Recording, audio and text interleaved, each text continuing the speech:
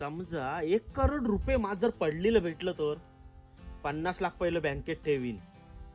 नको, सरकारने टॅक्स लावला तर फुकटची त्यांची मजा करण्यापेक्षा आपणच मजा केलेली बरी. 30 लाखाचा ना मस्तपैकी एक स्लॅबचा घर बांधीन आणि 10 लाखाची एक गाडी घेईन.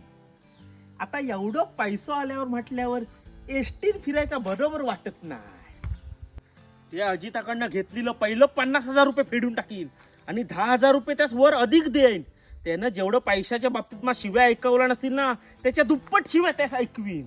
लग्नासाठी 10 लाख रुपये आधीच बाजूस काढून ठेवीन. घरी ना फक्त 5-1 लाख रुपये देईन. नाही तर विचारत बसतील खैसून आणलं, काय केलं, चोरी केलंस काय, वाडीत बॉम्बा बॉम्ब निसती.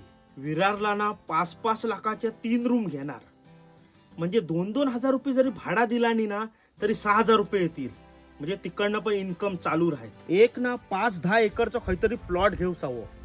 त्याच्यात जांभीनी कालंबा लावाय हवी. 2-4 ना सोन्याच्या चैनी बनवीन, त्या पण जाड्या जाड्या.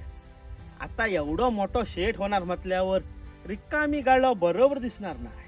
आणि ज्यानं कुणी माझ हलक्यात घेतलेलो आहे त्याची एका बाजून उतरवून टाकीन, शाप खारी माती करून टाकीन एकाची. अरे यमकी जाबडतं काय काय ना. अरे 3 वाजलं, लाकडा फोडायचे. तू हो पुढे आलो.